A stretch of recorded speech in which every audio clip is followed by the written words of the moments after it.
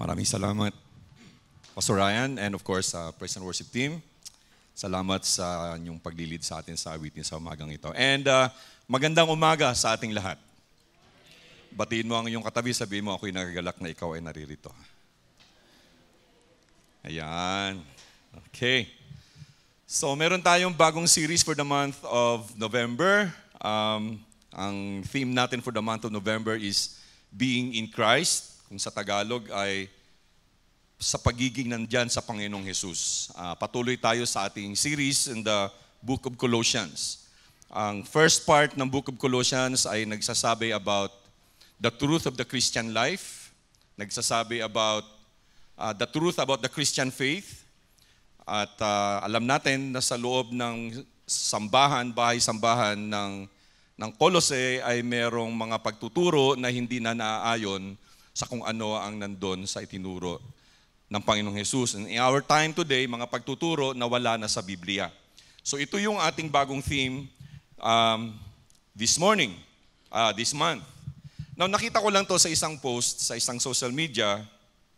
Sabi doon sa isang post, tutulong lang kami sa isang kaibigan, helping a friend. Asan na yung ano natin? Yan. Una muna. Yan. Helping a friend. Sino daw merong ganitong coins?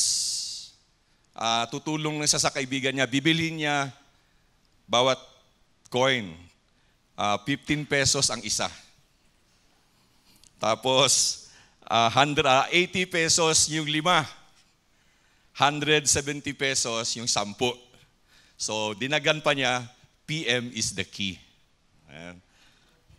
So, PM is the key. Probably this is just to make people laugh para matawa tayo. Pero for sure, kung hindi tayo magiging maingat, talagang malilin lang tayo and will be ripped off by our hard-earned money, no? Pag hindi tayo naging careful. Maraming conman these days. In fact, marami tayong makikitang mga binibenta katulad nito. Pag hindi tayo talagang maingat, kala mo meron ka ng original. Right? Meron ako nakikitang reel nito sa Facebook na bumibili dyan mismo sa bagong palengke. Di ba marami nagbibenta dyan? Hindi ko naman sinasabi pero parang joke lang ata yun. Pero hindi ko totoo, pero nasa Facebook yun eh. Batanggap po. Ito, Chicago Blues. Diba? Tapos bibili ka ng nyek. Tapos Jumpman na Nike na nakaganon. Di ba? So maraming mga conman these days na they pray, no? Ang kanilang target is yung mga gullible. Ano ba sa Tagalog yung gullible? Yung mahilig ay madaling uto. Ayan. Now, alam nyo ba, ito nakakahiya pero isi-share ko sa inyo, na, sana kayo mabilis. Relax lang. I was ripped off. Sabihin na natin na I was one of those gullibles na talagang nauto. Kasi pag di tayo maingat, parang ang ganda talaga tingnan. I mean, sale ng Lacoste na t-shirt. Ang ganda sa picture. Tsaka sa mura, parang too good to be true. Bumili ako ng 2. Lacoste, alam niyo yung logo ng Lacoste, di ba? Ano yun? Buhaya. Nung ma-deliver na, a week after, yung logo dito, hindi buhaya, butiki. No, hindi butiki, actually, feather. So, pag di talaga maingat, tapos parang you are, taken care of by impulse, talagang makakabili ka ng something or talagang mauuto ka talaga, no? You see, yung mga tinatawag na mga counterfeiters, ginagamit nilang lahat ng pwedeng gawin para malinlang or sa Ingles ay ma-duped or magoyo ka. No, magoyo ka.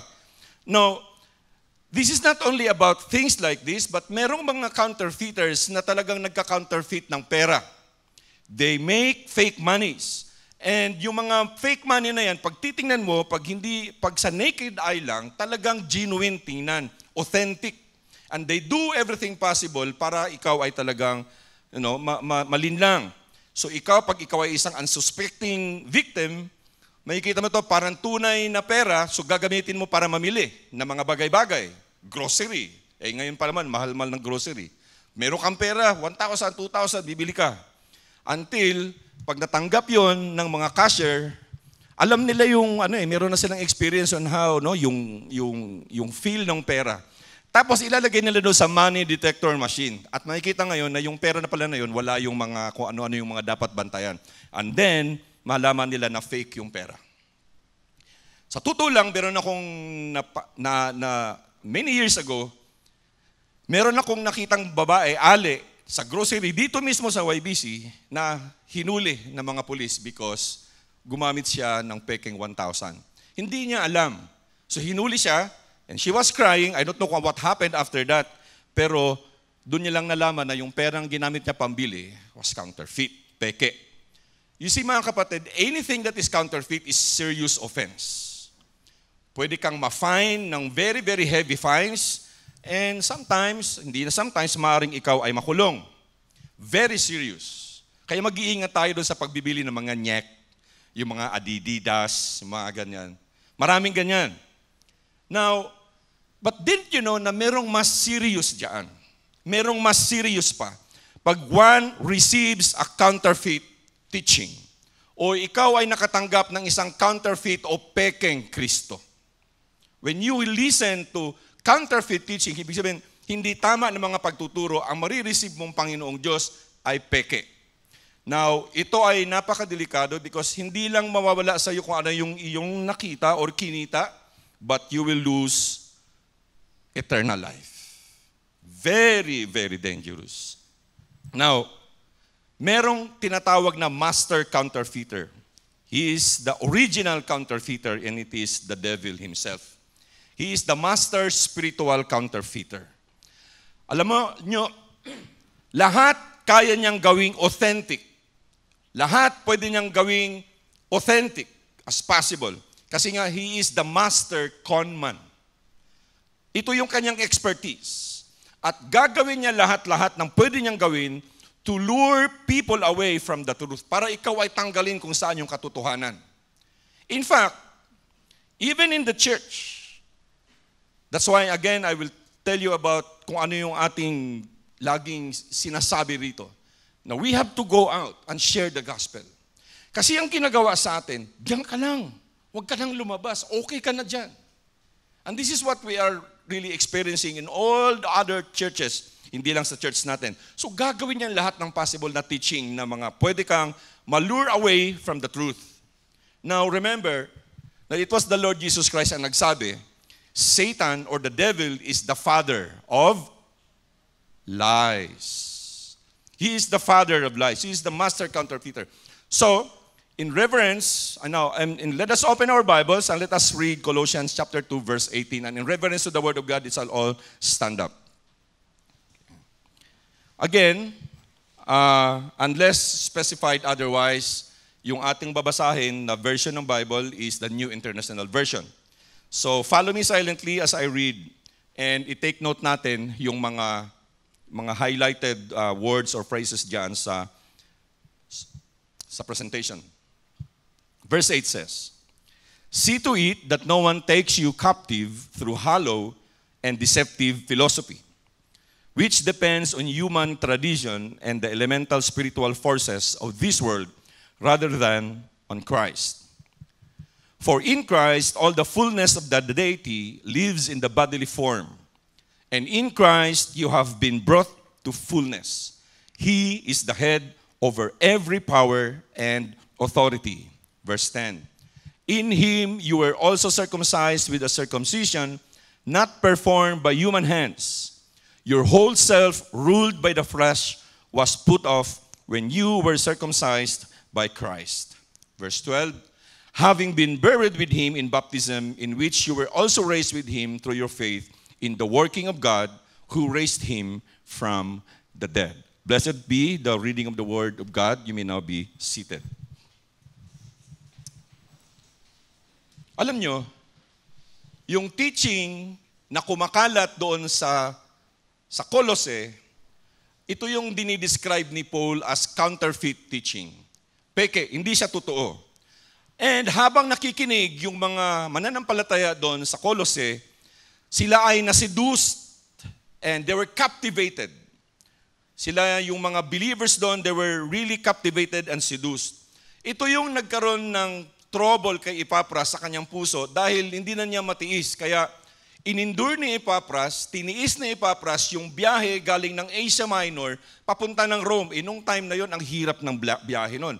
Alam natin yun, no? na kung naalala ninyo, yung mga biyahe nila ni Paul in Asia Minor with his first, second, and third missionaries na mission journey, yung kanilang pag-travel ay hindi ganun kadali. So, inendure, tiniis ni Epapras yung kanyang travel galing ng Asia Minor doon sa Colossae papunta ng Rome para makipagkita kay Paul at humingi ng payo at ng tulong. Now, doon sa passage na binasa natin mga kapatid, merong dinescribe si Paul dito ng pagtuturo na kaya sinabi niya na magka-captivate sa kanila. Sabi niya, hollow and deceptive philosophy based on human tradition. Mga pagtuturong hollow. Ibig sabihin, hindi lang ito mababaw, kundi walang laman. Alam niyo yung hollow? Kita niyo parang solid, pero sa loob walang laman. Anong tawag doon? May lutong ganyan eh. Ampaw. O parang din yung pandesal na nabibili natin ngayon. Healthy tingnan sa labas, pero pag kinain mo na, hangin yung laman, tapos gapapil na lang yung kapal. That's what hollowness is all about. Sabi nga ni Paul, walang laman. Now, yung word na deceptive or deception or yung panlilinang ay translated yan in other version of the Bible as seductive. Ano ba yung seductive sa Tagalog? Mahirap hanapin ng katumbas na pangalan ng seductive. Ang naisip ko kasing seductive is yung mga pang-aakit. Yan, mga pang-aakit. Seduce. So in short, ang itinuturo sa kanila ay mga mapang-akit at mapanlinlang na pagtuturo at talaga namang nakakatukso. Okay? Pero sa totoo lang, yung mga itinuturo sa kanila nung mga time na yon, and even yung mga tinuturo ngayon, meron din mga pagkaturuan ngayon, mga aral doon na ipinasa lang ng mga nakakatanda sa kanila. Mga aral na kung ano yung nakasanayan noon ay itinuturo pa rin sa ngayon. Mga sabi-sabi lang, walang basihan. That's why, nag-warning si Paul. Sabi ni Paul, see to it. Sabi niya, see to it that no one takes you captive through this kind of teaching. Yung word na see to it, in the King James Version of the Bible, was summed up into one single word. Ang sabi doon, beware. Ibig sabihin, babala. Asawa ni babala, sabi ni Paul, huwag kayong maniniwala at huwag kayong maakit sa mga katuruan na walang laman. Sabi niya, beware. So brothers and sisters, after na sinabi ni Paul na beware or see to it, yung mga susunod na mga kataga na binanggit ni Paul are matters na para sa akin ay napakahirap intindihin. It's difficult to understand. Pero ang para sa akin at para sa ating lahat, meron tayong consolation dito at meron tayong assurance dahil yung sulat na to ay pinadala ni Paul sa mga babies pa in the Christian life. 5-year-old pa lang yung church ng Colossae during this time. So, anong ine-expect mo pag 5-year-old pa lang yung church? 5-year-old believers. Ibig sabihin ito, mga babies pa lang. Pero you see, pinadalhan sila ni Paul ng sulat na katulad ng ganito, na medyo mahirap maintindihan. Pero ang consolation ko, kung pinadalhan ni Paul yung mga 5-year-old Christians doon, na naiintindihan nila, maiintindihan din natin. Amen? Through the help of the Holy Spirit. Ano bang pinupunto ko rito?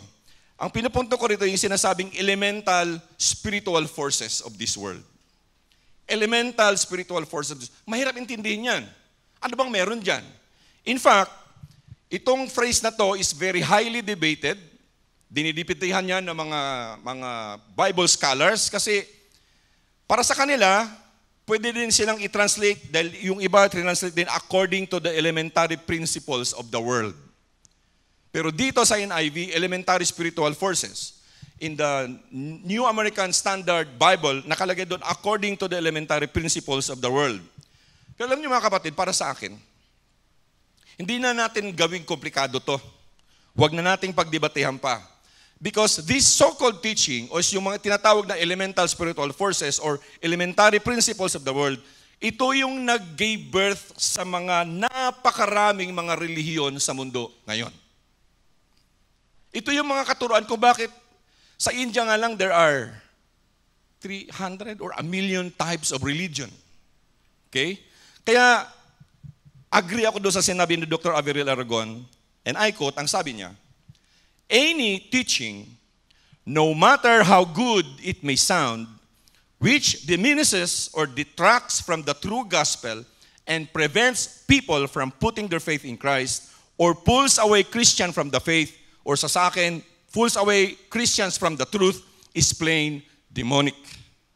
Lahat daw ng mga pagtuturo, no matter gaano to kagandang pakinggan, pero nagdi-diminish sa katahon ng Panginoong Jesucristo at nagdi-detract sa atin sa totoong gospel at nagpe-prevent sa atin na ilagay natin yung ating pananampalataya sa Panginoong Jesucristo and pulls us away sa katotohanan.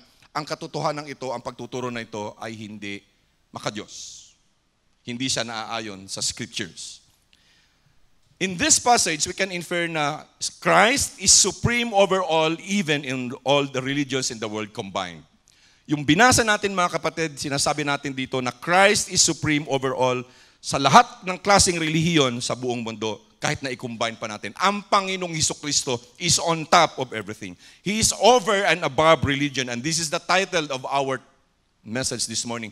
Christ is over religion. Now, maiintindihan natin yan mamaya kung bakit. Now, this is the title of our message this morning. So, kailangan ba talaga natin itong i-discuss? Kailangan ba talaga natin itong matutunan? Bakit ito yung preaching natin for the past 3 months? Mga kapatid, ang answer dyan, dapat lang na matutunan natin because of all the informations that is available to all of us right now.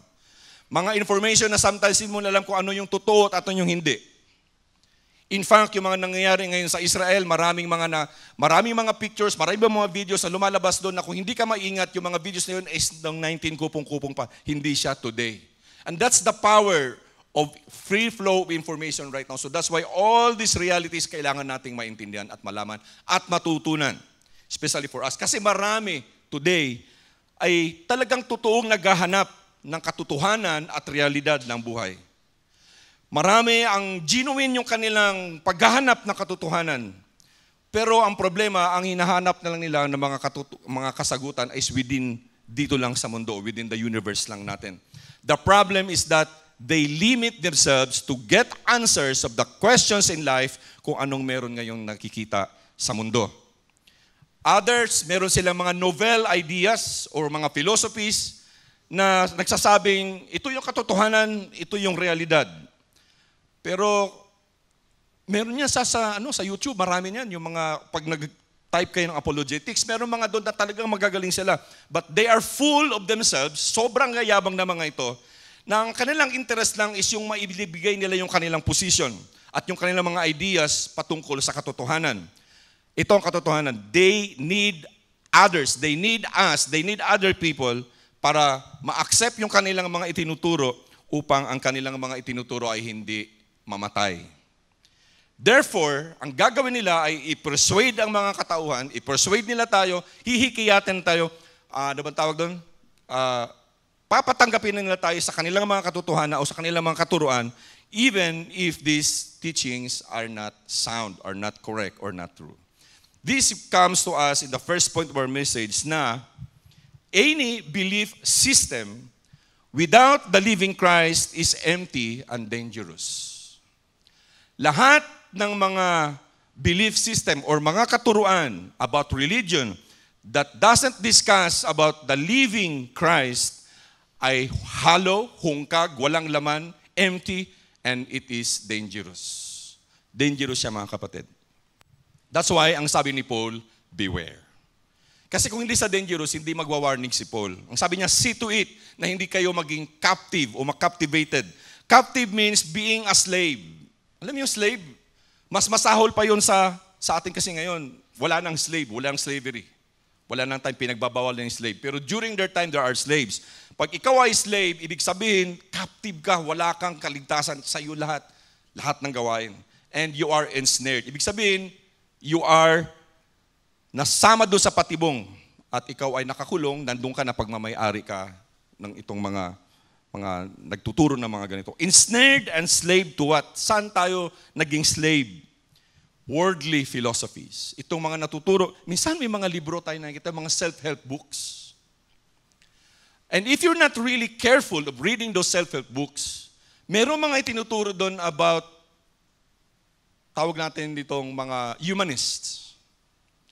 And you will be led because you will be led outside from the truth of the teaching of the scriptures. Now, ito yung mga philosophies na follows traditions. Nabanggit ko nga kanina, it follows traditions na ipinasa na from generation to generation. Now, karamihan sa mga tradition na to ay walang courage to ask or question kung saan nanggaling tong mga tradition na to. Ito mga practices ito. Bakit ito yung pinapractice natin? Bakit itong ginagawa natin? In fact, wala pa ako naalala na dito sa ABCC ay may nagtanong sa inyo kung bakit ganito yung teaching natin dito. Kasi, ito yung nakasanayan. No one wants to reflect. No one wants to ask question. Didn't you know that the best way to learn is to ask the right question? But most of the time, itong mga nakasanayan na hindi natin tinatanong. Kasi nga, pinasa na sa atin to eh. Nandyan na yan, huwag mo na nating tanungin yan. Goods na yan.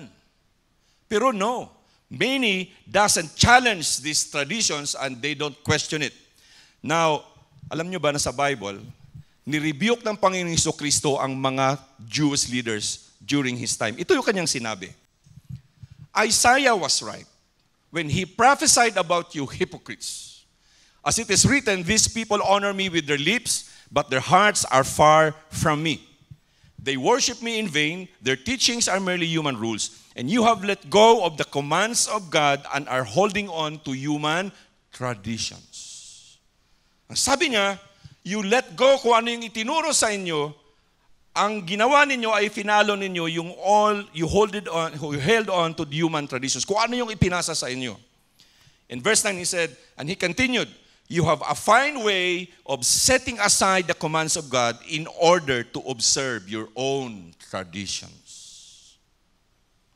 Now, there's nothing wrong with traditions na sinasama na mga festivities and all these things. Kasi it reminds us, but these things, nagsasabi ito patungkol sa spiritual na buhay natin. Maraming mga spiritual sa buhay natin, sa spiritual na bagay sa buhay natin na ginagawa natin ngayon because this has been the tradition. Ito yung nakagisnan ko na. Ito na yun. Dito na rin ako mamamatay. Can you relate to me? This is very dangerous. Ang Panginoong Jesucristo mismo ay nag-warn at nirebuke yung mga leaders during their time. Napaka-sakit ito mga kapatid. You have a fine way of setting aside the commands of God in order to observe your own tradition. Wala yung command mo, Panginoon, ito yung susundin namin kasi ito yung tradition. Ito yung itinuturo ngayon doon sa Colossians. So, yung mga philosophies, mga kapatid, ngayon, they search for reality and truth. Pero ang kanilang hinahanap na mga kasagutan ay kung ano lang nakikita. Sabi nga, what you see is what you believe. Now, ito yung tinatawag ni Paul na elementary knowledge. Elementary lang knowledge. Yeah, tama naman yun. What can you see is what you can believe. Pero elementary yun mga kapatid. Kaya doon sa sulat ni Paul sa mga believers sa Romans, ito yung sinabi niya. Kasi alam ni Paul yun, elementary. Ito yung sinabi ni Paul. Romans 1:20. Sabi niya, since the creation of the world, God's invisible qualities, His eternal power and divine nature have been clearly seen, being understood from what has been made so that people are without excuse. Yung lahat naman nakikita natin, yung katabi mo ngayon, is the revelation that God exists. That God is true. Totoo yun. Pero elementary yun mga kapatid, kasi nakikita natin eh. Pag sabi mong elementary, hindi ka pa... Ano lang, yung basic in life. May mga tawag nito, may mga expressions yung mga kabataan natin ngayon na kapag kaya mong gawin yan, hi, basic. Yung mga ganong expression, no? Basic na basic. So, sayo. Dali lang yan. Elementary principles. Ibig sabihin, the ABC. The ABC teaching of the universe where you can find the trees pero nagkaroon ng puno dyan. Tinanim yan, bakit siya lumaki? Sino nagpalaki? Elementary to. Alam natin na God is existing because of these things. Fundamental teaching. Pero ito ay mga crude notions kung anong nakikita natin. Because there are something that is powerful behind this creation. Ang philosophy ng tao usually is human knowledge and worldly tradition. Sa paghahanap ng realidad at katotohanan, ang pinagbabasihan lang kasi kung ano yung nakikita. And the only source of these philosophies ay yung mga elementary teaching lang sa mundo. Lahat ng mga tao, man, have always tried to find the answers do sa pinakamahihirap na sagot sa mga pinakamahihirap na katanungan sa buhay. Una, what is the universe and what is life? Hirap nun. Hirap yung sagutin. Meron na bang nagtanong sa inyo niyan, sa sarili niyo, what is life? Tanungin lang natin, how would you like to see yourself 5 years from now and 10 years from now? Kagano na nga eh. Meron pa. Who is a man? Who is man? And where did he come from? Hirap yun. Ito pa. Why is man here and where is he going? Bakit ka nandito? Saan ka pupunta? Hirap na katanungan yan. O ito pa. Where did evil come from? Saan galing yung kasamaan? Saan galing si Satanas? Saan galing si all this? Pwede ba siyang kontrolin? Can he be controlled? Or better yet, pwede ba siyang tanggalin na lang, i-abolish para goods na lang tayo lahat? Is there a God? Dumating mo kayo sa puntong yun na nagtanong kayo, meron ba talagang Diyos? Did you come to that portion or part of your life where you ask yourself, honestly, is there really a God? O because meron lang God, dahil tradisyon na to, ito na yung nakasanayan ko, ito na sinabi ng aking nanay.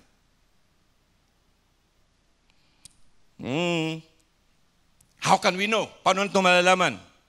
Now, tayo lang ba may planeta? Tayo lang ba talagang planeta na meron nabubuhay? Ito yung mga katanungan hindi na elementary yung kasagutan. In fact, sa dami ng kasagutan ng mga magagaling daw sa mundo, meron ng mga meron ako pinapanood na series sa Apple TV. Invasion. Pero Invasion, love story. Meron daw alien life. Kaya lang nakalagay doon, December 25. Anong year yun? Tapos planet Earth. Tapos doon, December 25, anong year nito? Planet blah blah blah. Kasi they are thinking of something that is iba. Because these are the things that are heavy na mahirap talagang sagutin. And then the age-old question, is there life after death? Meron bang buhay after na tayo ay mamatay? Ito yung katanungan, mga kapatid, mga katanungan na hirap talagang sagutin. So kayo yung mga worldly philosophy, they try to find answers to these questions kung ano lang yung nakikita. Kaya sabi nila, no, pagkatapos ko mamatay, wala na, dust na ako. Pero is that what the Lord, is that what the Christian worldview is teaching us? There is more to death than life. Amen? Alam nyo, kung ang mga kasagutan lang natin na is makikita lang dito sa mundo, tragic yan. Kasi we all know na itong mundong ito ay hindi siya magtatagal. Sabi nga ng Panginoon Jesucristo,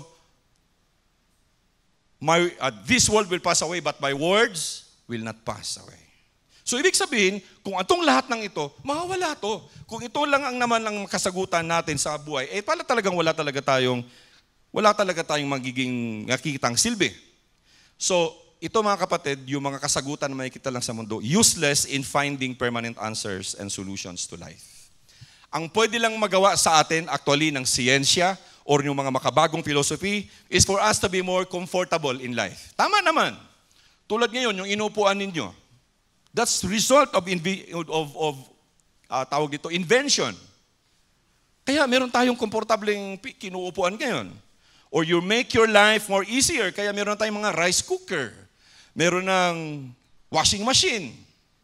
Sino nagbigay sa atin ng kaalaman para magawa yon? In fact, meron ng katulong, naghahanap ng katulong yung isang doon. Ang sabi ng katulong nung ini-interview na, ang una niyang tanong kaagad, meron kayong wifi? Pagkatapos na niya, Facebook of my time, my day pa siya. My day. So yung tanong, meron kayong washing machine? May spin dryer ba yan? Ay, wala. Ay, wag na. Magkukula.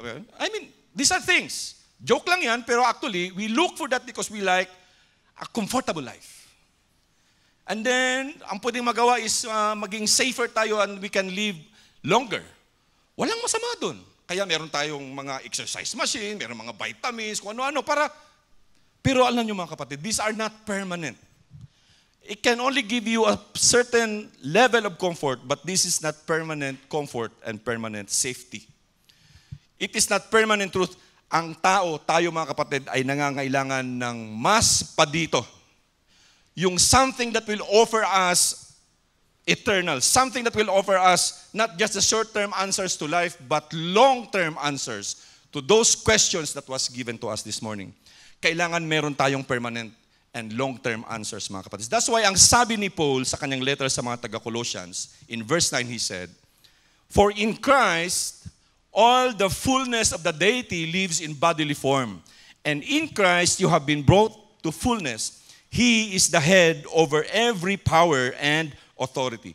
Basically, ang sinasabi ni Paul dito, mga kapatid, sa mga taga-Colossians, at ang sinasabi ni Paul sa atin ngayon, because the truth of it is that the letter that was written many centuries ago is still true today. Ang sabi ni Paul, basically sa kanila at sinasabi ni Paul sa atin ngayon, Christ is enough, nothing more, nothing less. Basahin nga natin, sabay-sabay. Nothing more, nothing less. Enough na si Kristo. Nothing more, nothing less. Wala ka nang hahanapin pa. During the lockdowns, si Dr. Averell Aragon, again, he made this profound observation dito sa particular na section na to ng chapter 2 ng Colossians. Sinulat niya to in toto, babasahin ko sa inyo, and I will quote him. Sabi niya, Christ has fully enlightened the Colossian believers when they embrace the gospel. They do not need to look for other sources to know and experience God. Nung sabi niya, kung natanggap na ng mga taga-Colossae ang Panginoong Jesucristo, wala na silang dapat hahanapin pa. Dapat, they don't have to, di na kailangan maghanap pa sa iba because Christ, para ma-experience nila yung Panginoon. He continued, they are complete in Him. Kompleto na. So bakit pa sila dudulog o dadaan sa kung kani-kanino, nasa kanila na nga si Kristo. The head over every power and authority na nga eh. Sulat ni Dr. Averell. So why would they want to settle for less when they already have the best? Galing, no? Bakit ka pa pupunta doon sa, nandun na sa kanila yung the best? Mali, sabi niya. Kay Kristo, one dose does it all. Kumbaga, hindi mo na kailangan ng booster. Ang galing ng sinabi niya. Then ito yung kanyang reminder para sa ating lahat, which ako, I would really agree. Some Christians, not unlike addicts, look into many places to get the needed fix to experience their spiritual high. So, they hop from church to church to find where they could listen to songs and sermons that would give them the spiritual or emotional fix more potent than the last. These are the ones susceptible to seduction by the devil. Christians who know and understand their position in Christ, they are stable. Grabe, no?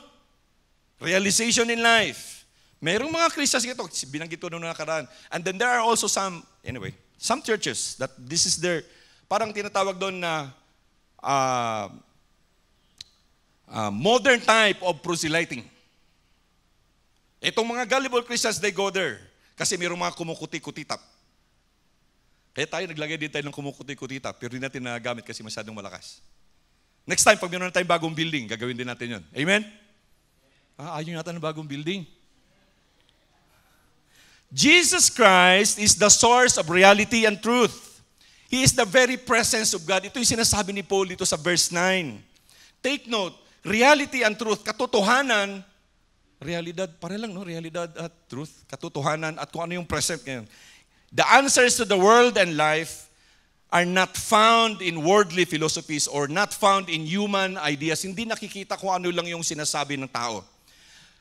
Alam niyo kung saan ito nahahanap? Realidad in life and the truth in life, they are found in a person. The person of the Lord Jesus Christ. Sa Kanya lang mahahanap yan, mga kapatid. You can never find answers to questions in life, the hard questions in life, everywhere. Madi-discourage ka lang, mawawalan ka lang ng ganang maghanap. Kaya karamihan, biya mo na yung spiritual na buhay na yan. Okay na ako rito. Wala naman akong patutunguhan. But there are there are answers to the hard questions in life. Alam niyo kung ano yung napakaganda sa mensahe sa mga verses nito mga kapatid? Na ang Diyos really is existing. He is not just something there na pwede mong pindutin, labas ka. Pag ayaw ko na sa'yo, nandiyan ka, wala ka na rin. That God exists. Siya ay totoong nag-i-exist because He revealed Himself in the Lord Jesus Christ. Christ is the image of God. Christ is the revelation of God. Ang Panginoong Jesucristo is the revelation ng katotohanan of the truth, ng realidad ng buhay. He is the revelation of life's origin. Kaya nga binasa natin to sa first chapter ng Colossians. Everything hinges in Him. Doon nga sa chapter 1 ng Gospel of John, He is the Word, and the Word was with God. Sa umpisa pa lang ng mundo, nandun na siya. He is the revelation of purpose. He is the revelation of meaning. And He is the revelation of our destiny. Saan ba tayo pupunta after ng buhay natin ngayon dito? Kaya nga sabi ng Panginoong Jesucristo, siya mismo nagsabi dito, hindi ako And I quote, in John chapter 14 verse 6, He said, I am the way and the truth and the life. No one comes to the Father except through me. That's His claim, a bold claim. And I believe in that. Yung word pa lang na I am, signifying that He is God. Anong sabi kay Moses? Tinanong ni Moses doon sa burning bush, who are you? What's your name? Sabi niya, I am. Ay, dito yung mga sinasabi lagi na ang Diyos nyo, ang Jesucristo nyo ay hindi Diyos. He is God, and He is the God of this church. Amen? Ang false religion, mga kapatid, or yung mga false na pagtuturo, it's not based upon God's love and Jesus Christ.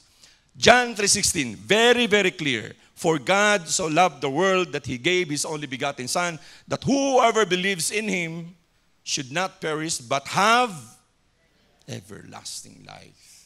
Ang kailangan lang maniwala. Ang kailangan lang manampalataya. Ang kailangan lang tanggapin ang Panginoon Jesucristo. To have all these things. And the life of a Christian will begin to unfold sa atin. This is the life of a Christian. You see, ang problem ng false religion or false teaching ay talagang nag-creep in na doon sa loob ng Colossian Church. So, sabi doon sa ni Pablo, yung mga nagtuturo doon ay nagsasabi na kailangan mong sundin itong mga ritual na to. Kasi necessary to upang ikaw ay masave.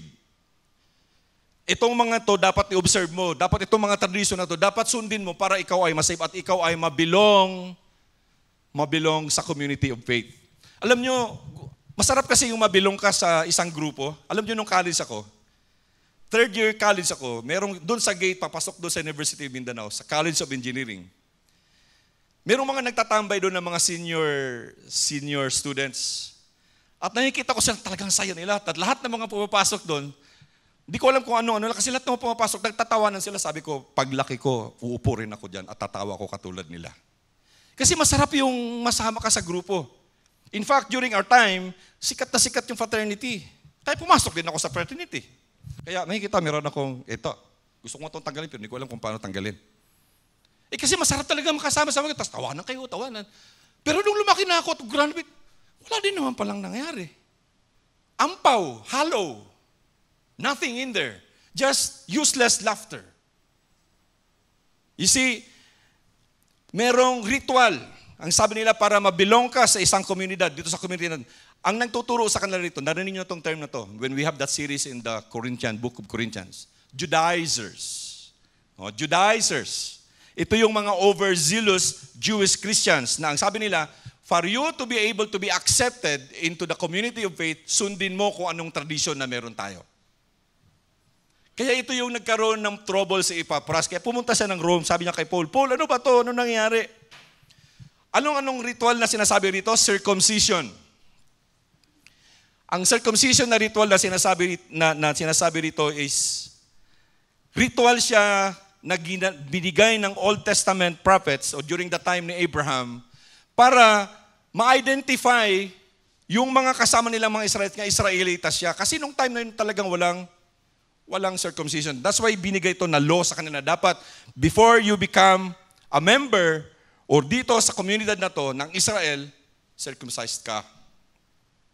Pero para kay Paul, sabi ni Paul dito, non-Jewish believers are no longer required. Yung mga katulad sa atin are no longer required na magpatuli, circumcised, para mabilong ka sa komunidad.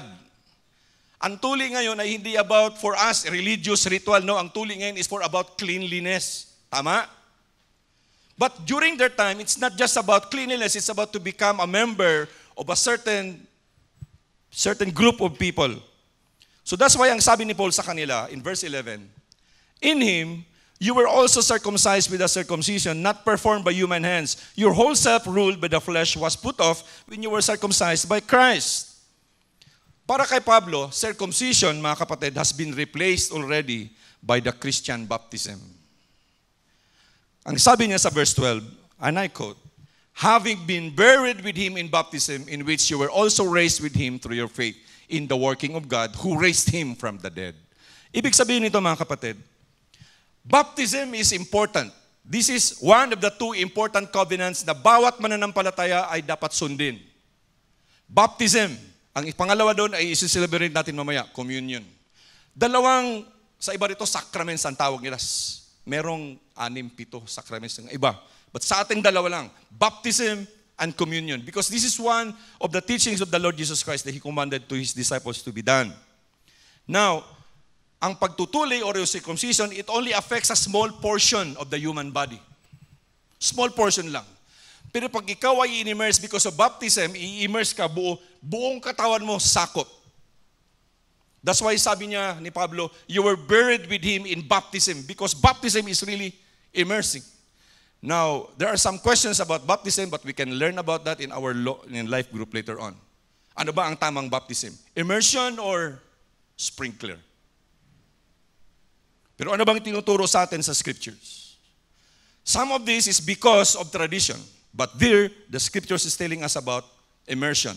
Now, in present times, mga kapatid, may mga relihiyon talaga o nagsasabing mga sekta na kung hindi ka magiging member sa amin, wala kang salvation.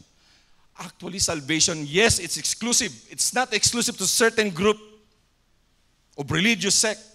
It is exclusive to those who receive the Lord Jesus Christ as their Lord and Savior. And you will be saved. It's not about a building. It's not about an organization. It's about your personal relationship sa Panginoong Jesucristo. Pero merong mga ganun. Pag hindi ka, some would say, pag hindi mo gagawin itong mga bagay na to, hindi ka masisave. Pero sa passage ito, si Paul told the Colossian believers that in Christ, no more rituals or intricate ceremonies are needed.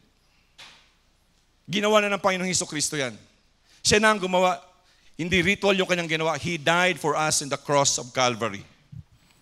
So mga kapatid, brothers and sisters, fully understandable that during the time of the Colossian believers, ay malinlang sila at mauto sila ng mga nagtuturo sa kanila. Kasi during this time, wala pa ang complete version of the Bible. They depend on the teaching that was handed unto them to the scripture from the disciples. Pero tayo ngayon mga kapatid, wala na tayong excuse. Kasi meron na tayong kompletong copy ng Bible. We are truly blessed. We have this. Kaya kung mauto pa tayo ngayon about wrong teaching, abay, kawawa na tayo niyan. Tama? Meron na tayong kompletong Word of the Bible. Word of God in the Bible. So walang rason sa atin na mauto tayo ng ibang mga katuruan. All we have to do is to be right about the Word of God, to be intentional in reading it, and pray to God na, well, truth to be told, marami talaga dito minsan na mahirap talagang maintindihan. Because you need to have the right context, the right background. Kaya pag nag-aaral ng Bible, medyo kailangan mo talagang magsunog ng kilay. Ganoon naman talaga ang pag-aaral, di ba? Kaya lang ayaw natin na mag-aaral. But you see, don't worry about that because the Bible also promises us na kung di mo maintindihan, the Holy Spirit will open up your minds to understand His words. Religion na kasama yung mga rituals at mga rules ay spiritual counterfeit. Pero ang sikreto sa atin mga kapatid, to be united with the living Christ links us to His power over sin. So, make sure na hindi relihiyon ang ating sinusunod. That you are not into religion, but rather than you are in union with Jesus Christ. Baka kasi tanongin ka, anong religion mo? Ay, kamakop. Saan ka nagsisimba? Diyan sa ABCC. Yan yung religion namin. Mga kapatid, kawawa naman kung ganun yung answer natin. Di ba? Be sure that you are not in a religion. Because Christianity is not a religion, it is a lifestyle. Kaya nga 2 Corinthians 5:17, if anyone is in Christ, he is anew. The old is gone, the new has come. It's not, ours is not a religion, it is a lifestyle. Now, isa-sum up ko lang and then I will call on our praise and worship team this point in time. Sum up kung ano yung na-learn natin today. Any religion or belief system without the living Christ is empty and dangerous. We don't have to look somewhere else because Christ is enough, nothing more, nothing less. And in Christ, no more rituals or intricate ceremonies are needed.